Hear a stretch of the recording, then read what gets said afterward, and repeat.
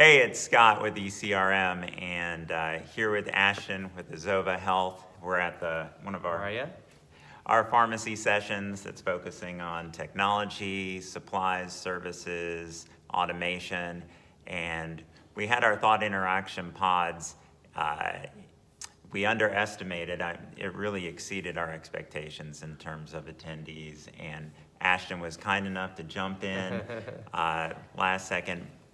Did a great job moderating an impromptu table, and I think that you guys were going to focus on pharmacy services, and just wanted to ask you about how that went and say really appreciate it. Yeah, so pharmacy services is obviously a broad issue depending on what type of pharmacy you have and your geography as well. So I think when we first rolled out the conversation, you know, everyone at first gets a little stage fright and you need someone to break the ice. So we broke the ice with the discussion of cannabis.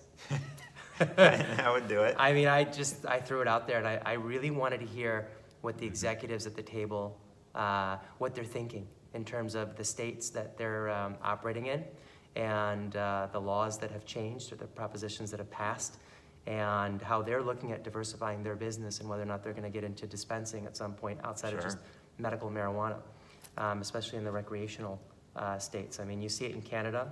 You've got the largest retail chain pharmacies in Canada that are actually dispensing it, whether it's medical or whether it's recreational. I'm not sure to what extent they're in dispensing from a recreational standpoint, but I think the issue itself is a new business model for the pharmacy. And in the era of DIR fees and tightening margins and competitive disadvantages for not having certain products that the consumer is looking for, you know, you really need to think about that.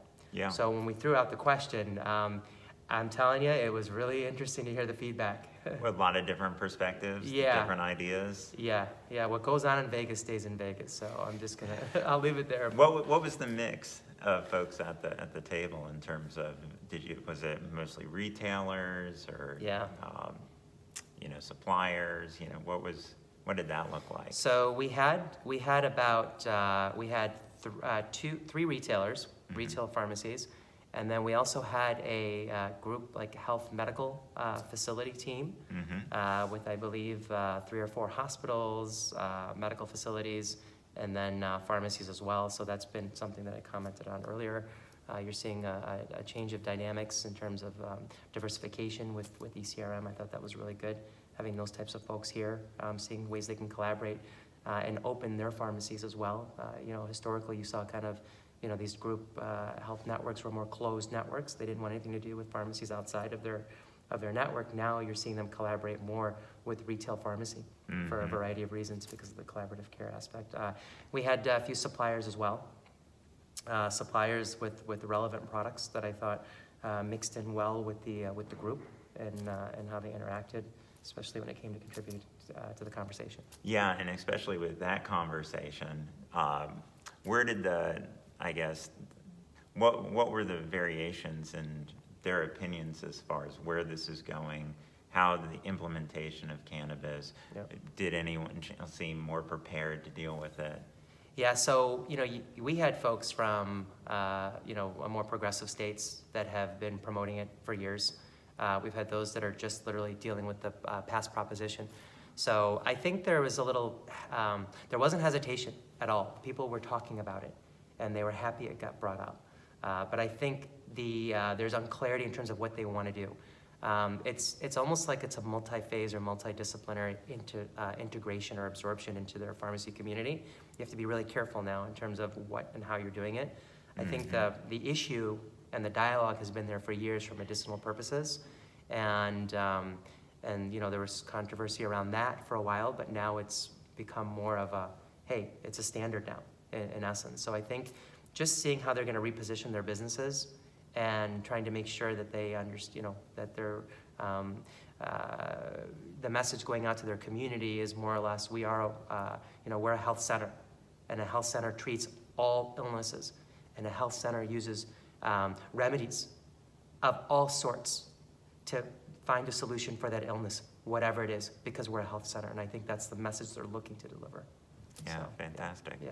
Yeah, I've talked with several folks that had sat in on that conversation with you, and they said that it was very dynamic. They got a lot out of it. I would think that, it sounded like some companies are taking a wait and see approach. They know that they're going to have to get into it at some point. Yeah. They want to. They see that's where it's coming, but just don't know what it's going to look like Yeah. yet. So. Yeah, we talked about a few other things too. We threw out, obviously we talked about midterm elections. That's always a sensitive topic. How is, government lobbying and legislation in terms of their market? How's that going? Obviously we all work together and band together with RX Impact, depending on what group you're with. I know a lot of the independent organizations kind of form their own coalition. I'm a firm believer of everybody working together, especially when you're on the Hill and you're working with your own state legislature. So I think it's kind of the wait and see game, but it's the one constant that exists. Our issues in pharmacy is the one constant, regardless of who comes in and who leaves, because their constituents, the legislatures or senators or House representatives, they're always hearing the same thing.